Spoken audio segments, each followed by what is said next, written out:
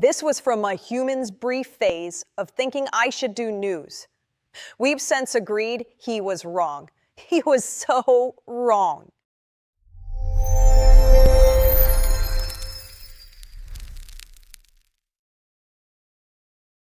Good evening. I'm Debra St. Clair, your host with perfect hair and limited patience. This is a News Blast special report, which means something in space just happened. And it's weird enough that I get to sound smart for 10 minutes. Everything here is real science, served with satire. So if you're a lawyer, relax your briefcase. Tonight's topic: an interstellar comet named 3 I/ATLAS, or as I call it, the hydrated hitchhiker from another star. 3 I/Atlas is only the third confirmed visitor from another star system. The first was Oumuamua in 2017, the mysterious space breadstick that made scientists briefly believe in alien sailboats. Then came 2 I/Borisov, a totally normal comet that smelled like jet fuel and regret. Now we have 3 I/ATLAS, screaming through space at 58 kilometers per second. That's roughly the speed your boss texts when you're 2 minutes late for work. It's not orbiting our sun. It's passing through fast, silent, and unbothered. So basically, it's Tinder, but celestial. Scientists found that 3 I/ATLAS is spewing water, about 40 kilograms per second, way farther from the sun than it should. That's like your gym friend who starts sweating the moment they think about working out. Imagine being so hydrated that Hubble can see it from 150 million miles away. Meanwhile, my skin starts flaking if the studio AC kicks on. NASA thinks the surface is porous, flaky, and constantly venting. So yes, it's basically a cosmic croissant. It was discovered by the ATLAS survey, which is short for Asteroid Terrestrial Impact Last Alert System. Basically, a space-age Ring doorbell that yells incoming when something wants to kill us. But 3 I/ATLAS isn't on a collision course. It's on a retrograde orbit, which means it's flying the wrong way down the solar system highway at rush hour, and somehow still not the worst driver out there. So yes, 3 I/ATLAS is officially the Florida driver of space. Every telescope with Wi-Fi is watching this thing. Hubble, JWST, Mars Express, JUICE, even Psyche on its way to an asteroid, all trying to get a glimpse. It's like space paparazzi. The comet can't even sneeze without 15 observatories filing a report. Hubble estimates the core could be anywhere from a few hundred meters to several kilometers wide. So, bigger than Oumuamua, but smaller than your student loan balance.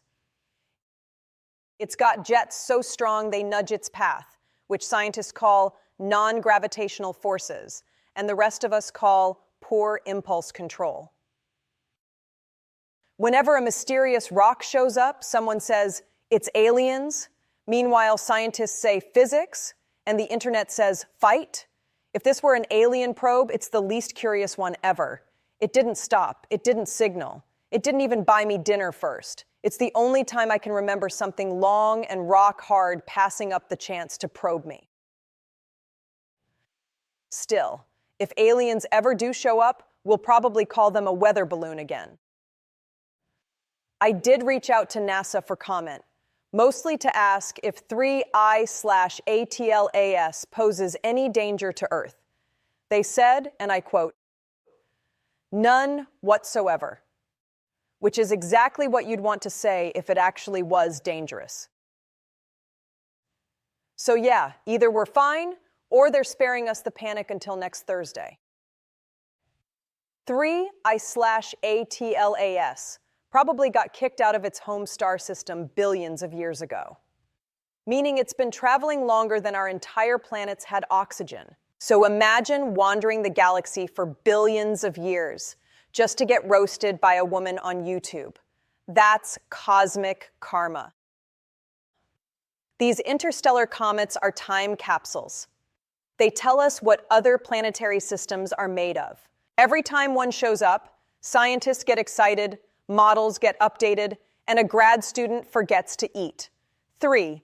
I/ATLAS is showing us that water, literal life juice, exists everywhere, which means the universe might be more like us than we think, just hopefully with better leadership. Now it's time for my favorite segment, we call it Debra's Opinion. All right, I need to get this off my chest. Can we talk about the way scientists name things? We find an interstellar comet, a once-in-a-lifetime history-making discovery, and we name it 3I/ATLAS. That's not a name. That's a Wi-Fi password. You want the public to get excited? Give it a name people can root for. Call it Space Karen or Moist McRockface. Literally anything that sounds like it didn't come from a label maker at NASA. And it's not just this comet. We've got galaxies named NGC1300, planets called TOI700D, and stars that sound like my router trying to reconnect. Meanwhile, hurricanes get names like Hurricane Chad, and everyone suddenly pays attention. Maybe that's the problem. We only take it seriously when it sounds like someone who'd steal your parking spot. So yeah, 3I/ATLAS, a cosmic miracle named like a coupon code. Congratulations, science. You've discovered the universe, but somehow made it sound boring. And while we're at it, stop recycling the same 5 names. We've got 1 billion stars, and somehow 3 of them are all called Kepler 22b. If you're going to name a planet, go bold. Give me something like Planet Kenny. People will tune in just to see if it's doing okay. Next time, call me.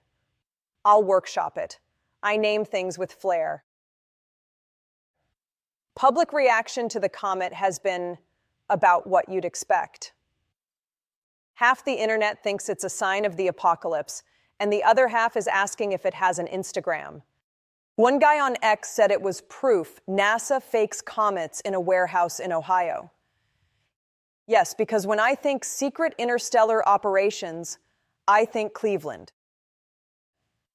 And my favorite comment so far? If it's interstellar, does that mean it needs a passport? So what did we learn? That our solar system isn't the main character. It's just one stop on a cosmic road trip. That water and chaos seem universal. And that every time the universe sends us something amazing, we respond with conspiracy theories and memes. Honestly, that tracks. You know, sometimes I wonder if I should have gone into weather instead. They get to be wrong half the time and still keep their jobs. Meanwhile, I nail interstellar comedy and still have to bring my own coffee. So there you have it.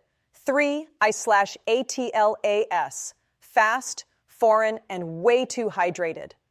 If you enjoyed tonight's special report, be sure to check out my next video, assuming Gary remembers to hit record this time. I'm Debra St. Clair, and this has been News Blast Special Report. Like, subscribe, and tell me in the comments what you'd rename this comet. Keep it PG-13. My lawyers finally stopped twitching. Oh, and if you're the type who fact-checks your comedy, the sources are all in the video description. You're welcome, nerds.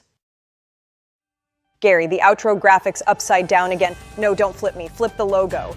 Oh, for